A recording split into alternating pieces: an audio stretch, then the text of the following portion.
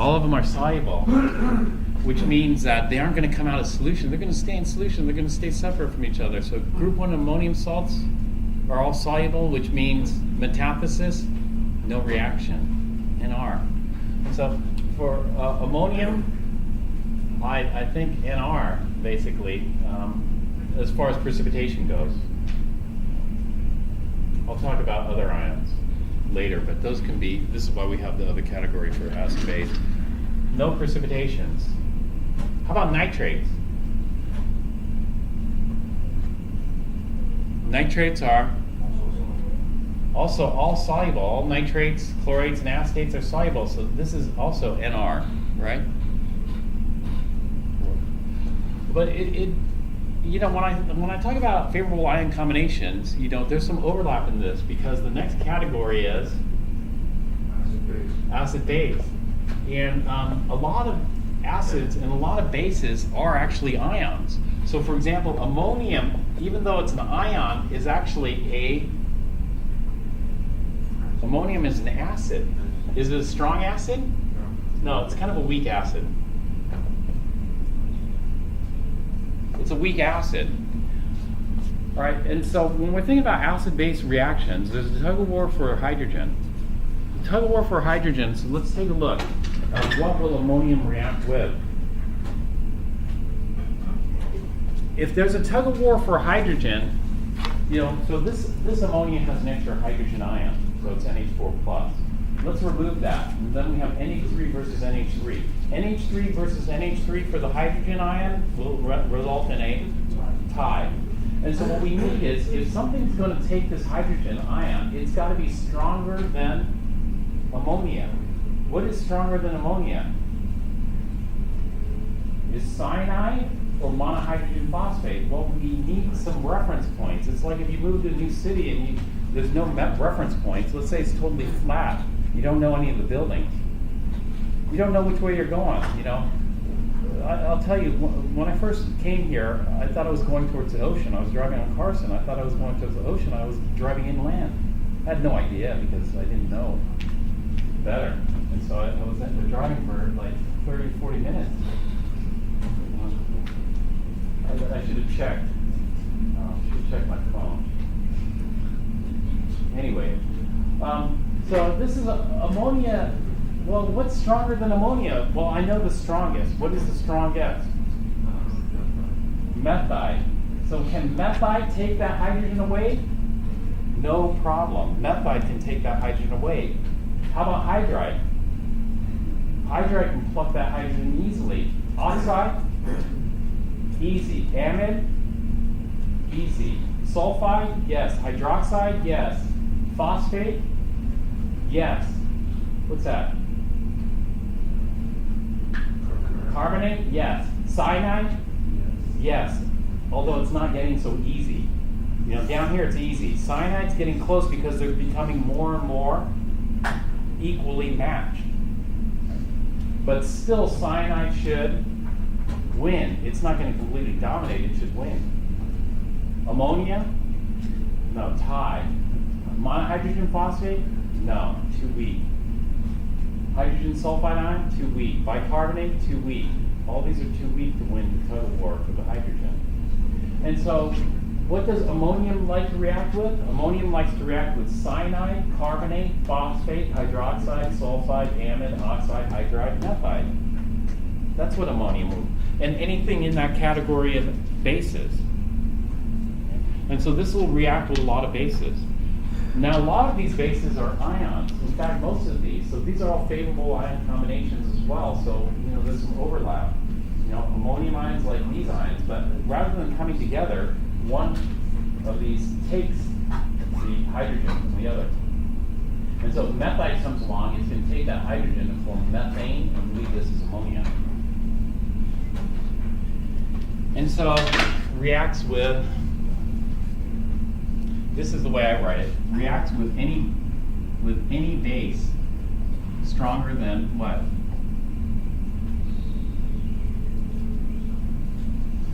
It'll react with any base stronger than?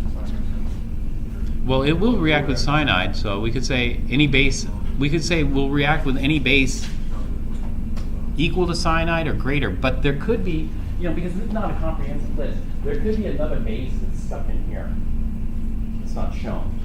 And so the safe thing to do is just say it's going to be any base stronger than ammonia.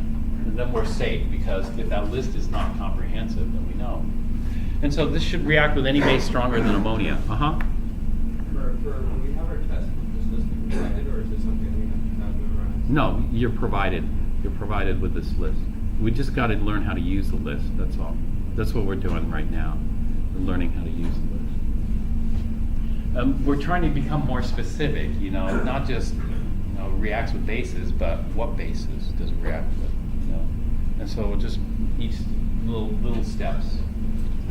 Although it might seem like a big step, initially. Chloride. Now we're, actually, is this nitrate? No, nitrate. Nitrate is a base. Nitrate is a weak, very weak base.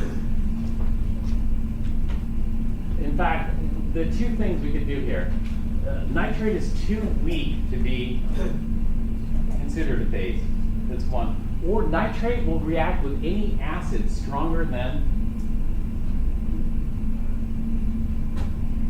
Nitrate will react with any acid stronger than, well, if there's a tug of war, there's a hydrogen here. There's a hydrogen here. So there's a tug of war between nitrate and nitrate for the hydrogen. Because acid-base reactions, hydrogen transfer or proton transfer or H+ transfer. And so this will result in a tie. So we need a stronger acid in order to react. We need a stronger acid than HNO3. What's stronger? Chloric acid. So it will react with any acid stronger than these.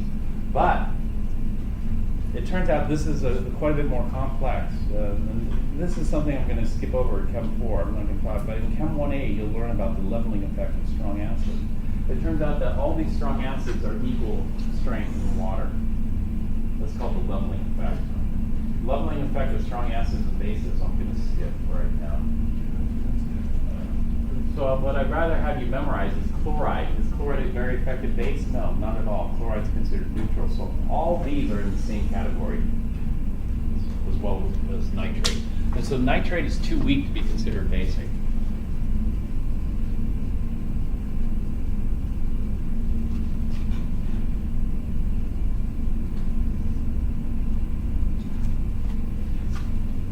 All right, that's metathesis. Metathesis and acid base, and then after that we go to redox. And so I saw a lot of people wrote that nitrate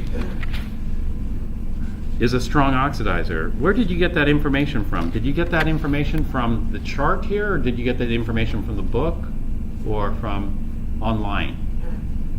Nitrate is a strong oxidizer, reacts with reducing agents, can explode. Those are all correct. Strong oxidizer, it can explode, flammable, reacts strongly with reducing agents. That's correct. Nitrate, very reactive. That's correct, but not in metathesis. Nitrate is very unreactive in metathesis. Nitrate's very unreactive in acid-base, but nitrate is reactive in redox. And so, can I? Was that off the internet? Is that? Sodium nitrate. Well, let's take a look.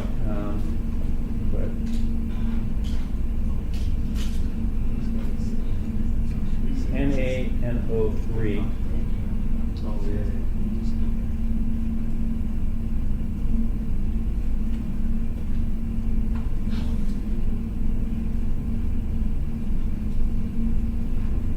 Well, this is a physical property here. This is just the Wikipedia page. Sodium nitrate is a white solid, very soluble in water. Yeah, group 1 salt. Sodium salt is soluble in water.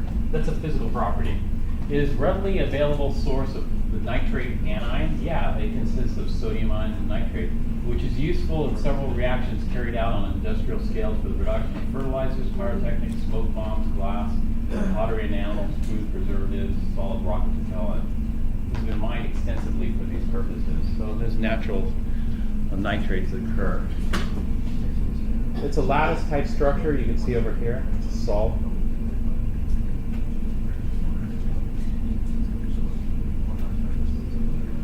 It doesn't really give that much information here. So interesting to see.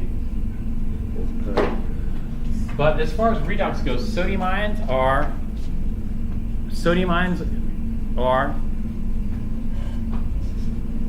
in redox. Sodium ions are oxidizers, but they're too weak to really be considered an oxidizer. So it's an oxidizer. Too weak. Therefore, it's stable. It's unreactive. And so sodium ions are unreactive. Basically, this is the take home. Sodium ions, unreactive.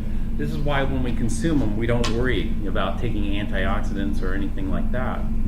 Versus chlorine, gas. If you're drinking a lot of chlorine, well, that's much more reactive. Chlorinated water. However, nitrate is not so unreactive because nitrate is here. So what would you classify nitrate as? A strong oxidizer or moderate oxidizer. Moderate to strong oxidizer. Just say moderate to strong oxidizer. Most people consider it a strong oxidizer, but we need a key ingredient. For it to really work well as an oxidizer, we need one more ingredient. What other ingredient? So we have nitrate, but we're missing something. Can you see what we're missing? Hydrogen ions. Why do we need H+? We need H+ to form water. And so without H+, it's less strong. With H+, it's strong.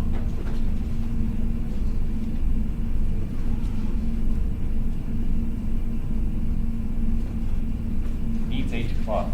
But it's okay. H+ can come from different sources, acids, pH, whatever.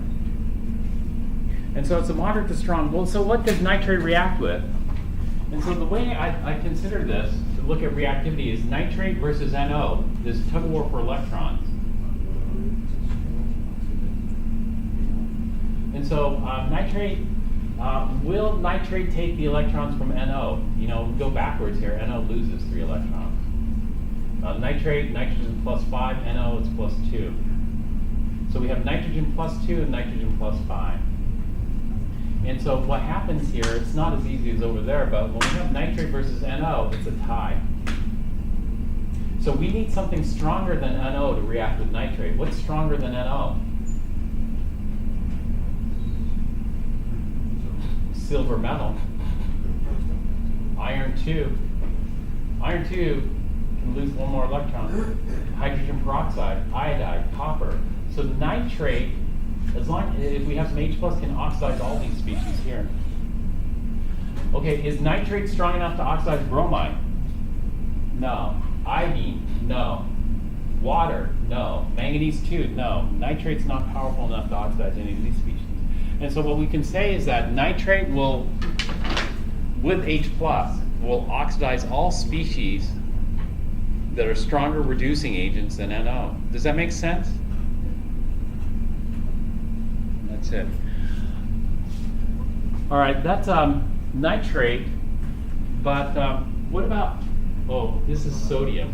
I'm not doing sodium. We know sodium's unreactive. I was supposed to do ammonium. What about ammonium? Is ammonium on the redox chart? Ammonium is not on the redox chart. It was on the acid-base chart. And so there are 2 reasons it can be left off the redox chart. Reason 1, it's unreactive. For example, phosphate is left off the redox chart because phosphate's a very common chemical, but it's not very reactive, even though phosphorus is in the +5 oxidation state. And so phosphate's unreactive, therefore it's a common chemical left off. Or it should be blatantly obvious. Well, blatantly obvious to a chemist is different than to a Chem 4 beginning chemist. ammonium is one of those ones that are supposedly blatantly obvious what it is. It's like ethanol. Is ethanol on the redox chart? No, but all chemists should know ethanol is a powerful reducer. Well, ammonium is the thing we ask is ammonium electron rich or electron poor? Well, a lot of people say electron poor because it's positive charge, but you can't be deceived by the net charge. You have to break things down like we broke things down. How do we break it down? Hydrogen is, and so nitrogen is -3. Is that electron rich or electron poor? Well, for hydrogen, this is fine, as is. No problem with +1, right? Water is +1. But for nitrogen, we'd consider that electron rich or electron poor? Electron rich. This is electron rich. Electron rich. If it's electron rich, nitrate is nitrate electron rich or electron poor?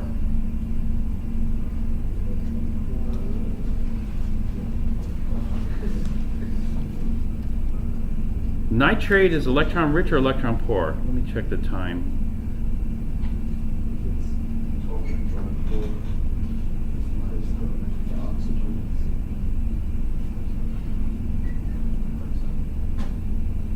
Okay, we're okay. Here. Nitrate is, well, a lot of people say, hey, it's electron rich, but that is wrong because that this is O2 minus, O2 minus, O2 minus, which means nitrogen is +5. It's electron poor. And so, this is a dangerous chemical. Sodium nitrate is okay. Sodium nitrate is kind of stable. Ammonium nitrate is a very dangerous chemical. Why? Ammonium nitrate is a very dangerous chemical because you have an electron-rich species next to electron poor species. Whereas sodium nitrate is no problem because sodium ions, are they very reactive? No, so you just have electron poor. So sodium nitrate is electron poor, it's an oxidizer. But in ammonium nitrate, we have an oxidizer next to a reducer. And now sodium ions we don't really consider, and so this is just considered an oxidizer, that's it. It's an oxidizer. Ammonium nitrate is a dangerous chemical, and ammonium nitrate led to the worst industrial accident in the U.S. Do you know what the worst industrial accident was in the U.S.? It happened in Texas City. Yeah, the Texas City explosion. Let's see. Texas City has been the site of numerous disasters. Let me see if this is. I need part 1, so let me see. Here. So we have a You look can't spend much time in Texas City with all the big ships that come and go, the oil and chemical refineries, the pipelines and storage tanks brimming with flammable products. You can't spend much time here without thinking the unthinkable. Could it happen again? Could Texas City be another boom town in the worst possible way?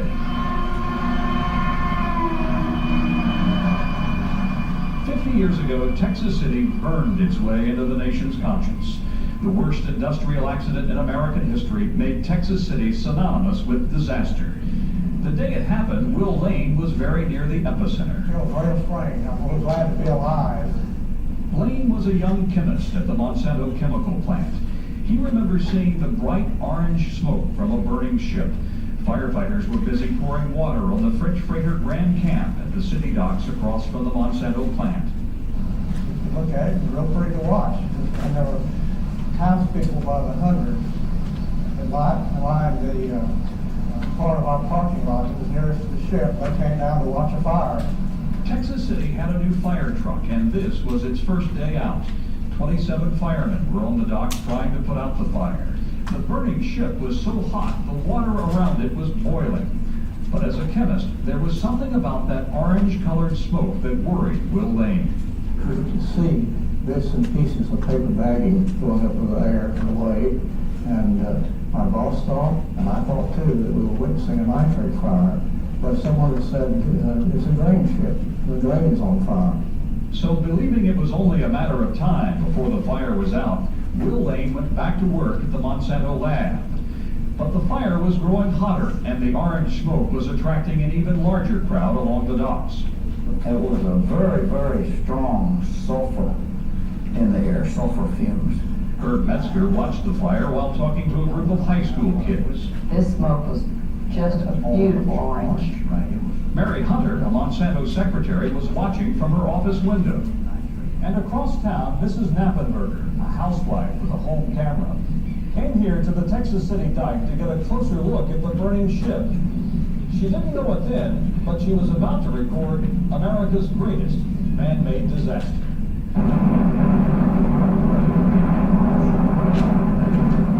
The ship had been loaded not with grain, but with ammonium nitrate fertilizer, the same ingredient that would be used years later in the Oklahoma City bombing. The Texas City blast was so strong it registered as an earthquake in Denver, 900 miles away. It created a tidal wave that washed a barge into a parking lot. 2 airplanes circling the ship were blasted from the sky.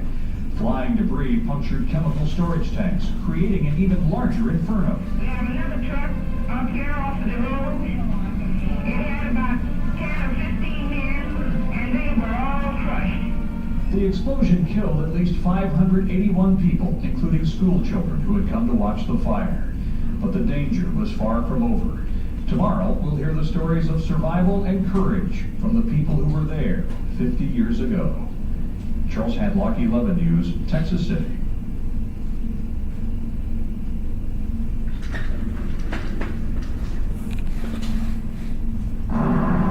This is Charles Hadlock. Texas City has tried to outlive its past, but it's hard. There are so many reminders. An anchor here, a propeller there, and sad, sometimes painful memories all around. Even today, 50 years later, the tragedy is not forgotten. 6th Street, the once busy main street of Texas City, has been renamed the Street of Memories. For it was along this street that so many screamed and ran for their lives.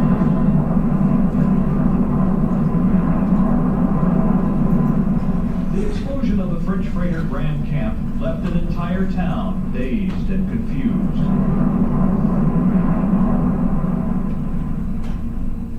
And I ran as fast and as hard as I could. There are many stories of survival.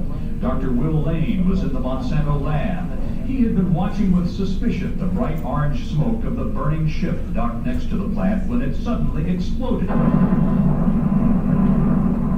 when the lights just went out, I could not see more than 2 or 3 feet. And I thought, my God, it was a nitrate explosion. I'll probably lie right here and be burned to death. He got up, looked over his shoulder at the burning tanks of benzene, and ran for his life. Passed a car which 2 people had been decapitated. Then I passed one of the 2 little planes that were flying around overhead, came down along the path that I took up to town. I'm sure all of that glass came into us, and I must have gone like this. And so my arm was injured all in here. Mary Hunter was also in the Monsanto plant. To this day, she still has shards of glass in her body. I had it cut out of me, but luckily it had lead in it. And therefore when they x-rayed it, they could find the glass.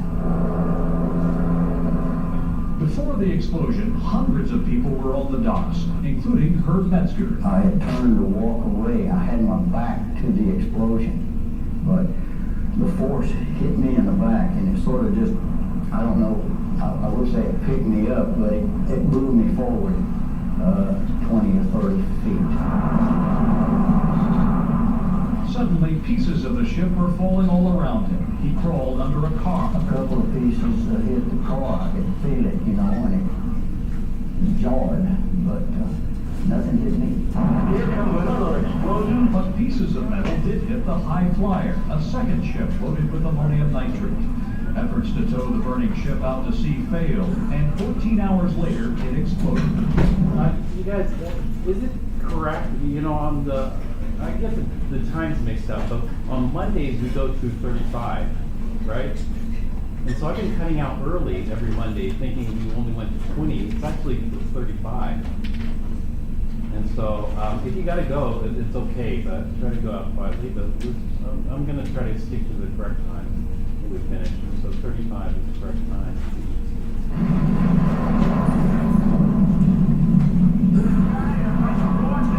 The fires burned for days. Nearly 600 people died, and 5,000 were left injured or homeless. Those who survived helped each other. We had to fly some folks out that had telephone poles, in fact, I guess, or some kind of big poles going across them. They obviously were crushed, you know. It was not a nice sight, but couldn't steel myself to it for a little while. Even after the dead were buried, many survivors never talked about it again. But over the half-century since the explosion, they rebuilt their lives and their city. That must have been a hard thing to do, with so many memories around. Charles Hadlock, 11 News, Texas City.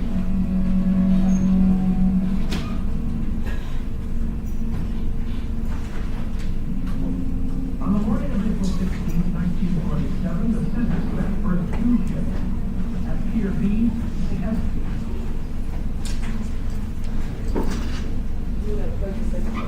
Yeah, go ahead. If you have the same one.